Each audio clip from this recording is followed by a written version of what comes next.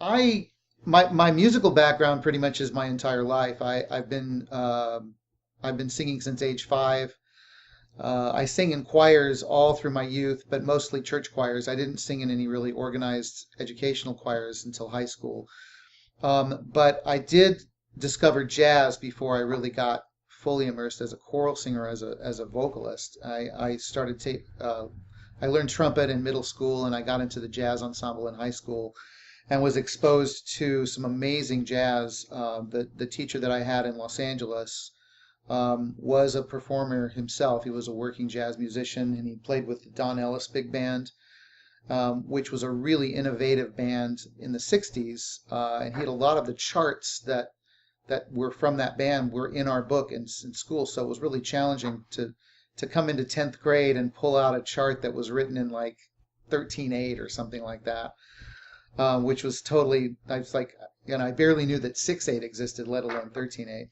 So I was exposed to some really, really great jazz in my high school years, and did sort of kind of dabble in singing in choir at that point, but it was all traditional choir. I didn't know anything about vocal jazz at that point in time.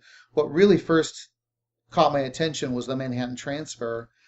My senior year in high school, I think, was the year that they started becoming very popular, and they even had a TV show that I watched the summer of 1975, which was my summer before entering college, and I was like, I gotta do this. This is me. This is what I gotta do. I mean, they were doing the boop bop boop bop, and I was like, yeah, I gotta do this. So I kind of forgot about trumpet playing when I got into college, and got into the choir and got a voice teacher, and turned my attention to voice. And sure enough, the jazz program at the college I attended, Cal State Northridge, was one of the tops in the country. And the coordinator of the program, Joel Leach, who was a percussionist, not a vocalist, decided he wanted to start a vocal jazz program. The choral department at the college didn't want anything to do with it, so he started it on the side and sort of made it, an offshoot of the jazz instrumental program. And the first chart I looked at was April in Paris, arrangement by Gene Perling for Singers Unlimited. And so that just blew my mind, that sort of thing existed. And of course, that led me to explore more Gene Perling and Singers Unlimited, and I discovered the high-lows, and of course the Manhattan Transfer was taking off, and all of those influences. I just decided this is what I want to do. So I was going through all the motions, getting my music degree, taking classical voice, and doing all of that. But on the side, this is what I really wanted to do, to the point where finally, I think, about my third year of college, a bunch of people that I knew at Cal State Northridge and elsewhere, we decided to form our own group, which we called Pacific Jazz and Electric. And so we formed our professional group, and this was 1979. There really wasn't a whole lot out there like what we were doing. We were kind of out at the vanguard. I think there was a group in Los Angeles called the LA Jazz Choir at Pierce College, which was gaining a lot of prominence at that same time. But there really wasn't much else going on, at least not in Southern California. Perhaps up in Northern California and up in the Northwest, but I didn't know anything about that at the time. I just knew what we were doing, and so we kind of used the Transfer, Singers Unlimited, Lambert Hendricks and Ross I discovered as our model. But also I was, big Mamas and Papas fan, Fifth Dimension fan. So all of those influences kind of became part of what we were doing as Pacific Jazz and Electric. We did that group for about 3 years and recorded some and did some local radio gigs, did a lot of nightclub gigs around Southern California before we all went our separate ways. And, I didn't really go near vocal jazz again for another decade or so after that. So those are my early beginnings. I don't know if there's anything else I can add to that, but I started arranging and writing at that time too, because we wanted to do our own arrangements. Primarily, there were a lot of good charts out there, but they were really designed for educational purposes, like Kirby Shaw's stuff, and Ken Crane's and people like that, that were kind of the first ones to start publishing stuff. So we didn't want to do derivative things. We wanted to do our own thing. I think the only chart we had at the beginning that was anyway derivative was we had our own version of Tuxedo Junction that we did. But from that point, we just branched out and started writing our own stuff. Some arrangements, but mostly original stuff.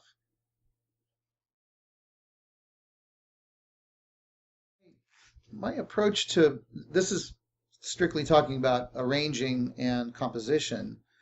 Um, Ultimately, I need to be attracted to a song's lyrics because to me that's kind of where what I tie into the most. And then after that, I look at, is it interesting rhythmically or is it interesting, melodically? For me to want to arrange a song, it's got to be one that has just stuck with me for years and years and years. I tend to look at the music that I knew as I was growing up. So the 60s and 70s were really the pieces that I find myself still drawn to. But as far as arranging, I want to take whatever that original piece was and I want to completely reimagine it. I don't want to do just a cover with jazz harmonies. And because there's Hal Leonard charts for that. It's not show choir that I'm interested in. It's how can I take this basic song, whatever it might be, for instance, like the song "Up, Up and Away" from the Fifth Dimension. There's it's a great song, and it's like you don't want to mess with it, but there's got to be different ways to imagining it. So instead of this sort of 60s pop rock sound, maybe we can change it into a fast swing or something like that. Whatever. And if I can't do that, if I can't find a way to reimagine it, then I just usually move on to another song because I'm not going to improve on the original or do something that I think is going to take it in a different direction. Well, I love the way Kerry Marsh reimagines music. Whenever I see a new chart of his, I'm just always like, what's he going to do with that song? And he always surprises me. And I try to approach it that way as well. I have an arrangement of the song "Feeling Good," and there's probably a dozen arrangements out there of that. But when I did it, I decided to do it in 7, just to give it a slightly different, hiccup. And as I did that, I discovered things in the song that I didn't know were there, both melodically and rhythmically. So it just kind of then the creative process just kind of takes care of itself. I also do a lot of my own compositions, and again, it always starts with the words. The words have to be there first, and then the words kind of dictate where I want to go rhythmically. And it's kind of this process of going first with the text, then with what the rhythm's going to be, because the text and the rhythm have to jive, and then the melody and the harmonics kind of take care of themselves, probably because of all of the things that are just banked in my head, harmonically and melodically. And nothing's truly original. I mean, everything's got to have some origin somewhere. That's kind of how I approach arranging and composition. In terms of performance, we could kind of morph into the next section here. You mentioned that there's a lot of just lots of different approaches to this. There's really large jazz choirs, each one having their own personal microphone. There's medium to large choirs that have area mics or whatever. That's sometimes a way of approaching it. If you're a traditional choir and you don't want to reset in the middle of a show and you want to do a jazz song, you typically would do it that way. And then the smaller, obviously, 1-2 apart kind of ensembles. My personal preference, I think, as a singer is 1-2 apart or 2-2 apart, just because I like the way that it allows you to really be creative within your own part while you're playing off of the other parts. So my preference has always been, as a vocal jazz singer, to sing in a small ensemble. But as an educator, it's really hard to do that. So you're typically dealing with 8, 12, 16, maybe 20 singers. So you're having quite a bit on a part to the point where it gets more of a choral sound. For that, I still prefer the individual microphones because I think it's really important that the singers get used to hearing themselves or not hearing themselves, which is often what happens when you're in a large group. You think you're hearing yourself, but you're hearing this, someone that is singing next to you, or you're not hearing yourself at all at first until you kind of get used to it. So, I think it's important to work with microphones as often as you can with a vocal group so that you get used to that. If you're not going to be singing on microphones, if you're going to be doing just acoustical singing, then of course you don't need to do that.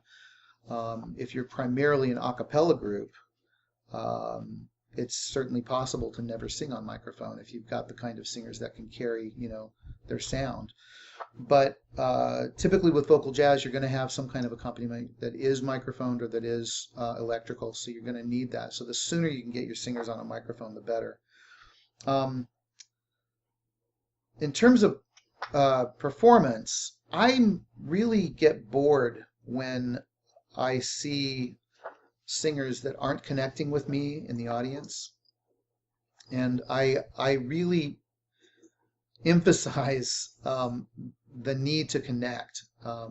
When I first started directing vocal jazz, as I'd only been a singer before, I really didn't know what I was doing and kind of flying by the seat of my pants. So that when I would get into a rehearsal situation, I'd waste a lot of time. And my singers would give me that feedback. And so over time, I gradually kind of learned through trial and error how to use rehearsal time better. But one of the things that I'm really a stickler for in rehearsal time, and I think whether I'm a performer in the group or whether I'm the director, is to spend a lot of rehearsal time in repetition. To me, the music needs to be learned outside of the rehearsal, and then you use rehearsal, of course, to to polish and fix things and work on intonation and making sure that notes are correct and all of that. But at the end of the day, the more your ensemble sings together, the better prepared you're going to be, because rehearsal is nothing but preparing for a performance. And so if you're spending time on 3 measures in a rehearsal to get them just right, and then you have no time left to repeat the entire piece over and over again, then you're never going to really be truly ready for a performance. So I'm really a stickler for that. I want people to do the work outside of rehearsal, obviously, but in an ensemble situation, it's so important that you sing the material over and over and over and over and over again until it becomes second nature. And I also really think it's important that at the beginning of a rehearsal period, say you have a brand new group, learn 2 or 3 songs at the beginning. Get those songs up to the point where you're ready to put them in front of an audience, and then bring in an audience and just do those 3 songs and give yourself a friendly audience that knows that you're just learning, and an opportunity to fail in front of that audience. That's worth, to me, 10 rehearsals if you can do it that way. One of the things that I learned that working with my pro group back in the 80s is we worked for weeks and weeks and weeks rehearsing 2 or 3 times a week to get our first 5 or 6 songs learned. And so we just said, hey, why don't we just take this down to open mic night and do our set and see what happens. And we were horrible. But we learned from the experience, and we got in front of an audience and got a chance to try things and see what worked and what didn't work, and we could go back to the next rehearsal and fine tune it even more. So I think it's so important. This genre is the kind of genre that you have to connect to the audience, or they'll just be bored. I know I am. And the only way that you can do that is to free yourself up from not thinking about whether you know the words, or whether the notes are correct, or whether you're blending, or all of that other stuff that you shouldn't have to think about when you're performing. That's all there. And the only way to do that is through repetition. Really, for me, the traditional choral music program in the United States, at least, ideally, vocal jazz should be front and center. It should be the most important component of your choral program. And the reason I feel that way is quite simple. It's just that jazz is our music. It's our creation in this country, and it's deeply ingrained in our culture. It is a part of who we are, and it should start as early as possible, but it should certainly be in place by high school and college. And for a choral program to not include vocal jazz, to me, is disrespectful to that art form and disrespectful to our culture. I'm really encouraged that it's taken in the last 30 to 40 years since I first encountered it. It's taken a much stronger foothold, especially throughout junior colleges and a few universities around the country and one or two conservatories perhaps. But to me, it still kind of takes second status to traditional choral music, which is the culture of Western Europe. It's not the culture of the United States. It's not our experience. It's what has been passed on to us. So at the very least, a traditional choral program needs to include repertoire from the vocal jazz genre, whether it be, contemporary a cappella or Lambert, Hendricks and Ross or Manhattan Transfer, New York Voices, any of the great arrangers that we have out there right now. At least include that in your program, along with your Baroque and your Romantic and your 20th century compositions, because that's part of the educational process. But to me, that's the real bare minimum. I really believe that every single choral program in this country at the collegiate level should have a vocal jazz ensemble, automatic. And in order for that to happen, directors need to be trained. And so in addition to that, I've advocated for a long time that music ed programs include in their required classes vocal jazz methods. So that means those of us who know how to do a vocal jazz or how to teach it have to be out there teaching methods classes as well to choral directors that have not been exposed to it. And I'm still surprised at how many have not been, either through their own choice or just through the places that they've gone to school up to the point where they enter college. My colleague Bruce Rogers, who's the director of choral activities at Mount San Antonio College in Pomona, California, all of his training was classical until he got his first job teaching, I think it was high school, and then later college. But about the time that he started teaching, he was exposed to the New York Voices on a trip to New York. A friend of his told him to go see this group, and he was blown away. And had he never gone to that concert, he may have never ended up teaching vocal jazz, and now he's one of the top vocal jazz directors in the country. His groups win awards, downbeat awards. They go to the Monterey Jazz Festival and win awards. They're one of the top programs, and a lot of the other jazz programs have tried to model themselves after them in the last 10 years or so. So something like that just happened by chance, and Bruce was exposed to it and got it started, and he knew nothing about it, so he had no place to go but just started listening to records and listening to other groups that were doing it and talking to people that he could find that did it, but there was no sort of formal training for that. And I just find that is a real disservice to our music students and to our audiences. It's just so important that jazz be placed on a pedestal, not in the next room over. John Hendricks has been quoted, and I can't remember the exact quote, but he talks about how we elevate art forms like ballet and orchestral music and all of that stuff. Those are all foreign. Those are all from Western Europe, and yet our own homegrown culture we regulate somehow, or we have for many years. We relegate it, I should say, not regulate. We relegate it to dives. um, whorehouses, and that kind of thing. And fortunately, that has changed some in recent years, but we still see the remnants of that, I think, at many universities. In fact, the one that I graduated from with a doctorate does not have a vocal jazz program.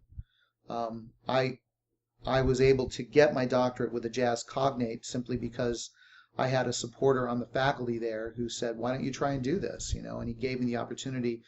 He said, "I'll start a vocal jazz group for you if you'll come and get your doctorate here." And so we did. But as soon as I left, there was no more vocal jazz group. So the 4 years that I put in developing that and starting to get it going, it was just as it was starting to hit stride, it was completely um,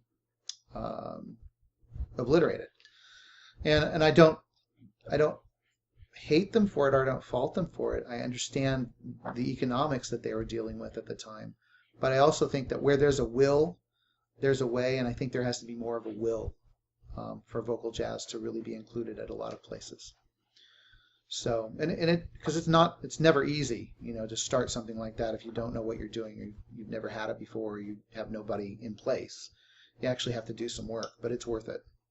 I think the biggest thing that makes it worth it is people like vocal jazz. People, your audiences, that's the music they can most relate to. I mean, yeah, a lot of people will come to your choral concerts if you're doing Mozart, or if you're doing, what we call serious music. But um, the more massive audiences are going to relate to what is the music of their culture and our culture. So, jazz, pop, rock and roll, all of that is stuff that people are going to understand and they're going to respond to. And the students likewise do the same. So it helps you with audience, it helps you with your current students, and it helps you with recruiting. That's the reason that the very first vocal jazz program was started up in Oregon all those years ago. It was because they couldn't attract students anymore to their program. They weren't responding to Brahms and Mozart and Berlioz. They needed something that they could relate to. So they pulled them in with vocal jazz, and then they sneak in the other stuff along the way. And I am not saying, I'm not an opponent of Western Europe music. Absolutely not. It's so important for training to get that as part of your training. So I'm not poo-pooing that. I just think that ours should be better, should be put on a higher pedestal. And for all of those reasons, and probably the biggest reason of all is because it's attractive to a bigger audience. It helps with fundraising. You can go out and do shows in public that people will come to. At least that's been my experience, and it will then benefit your entire music program as a result.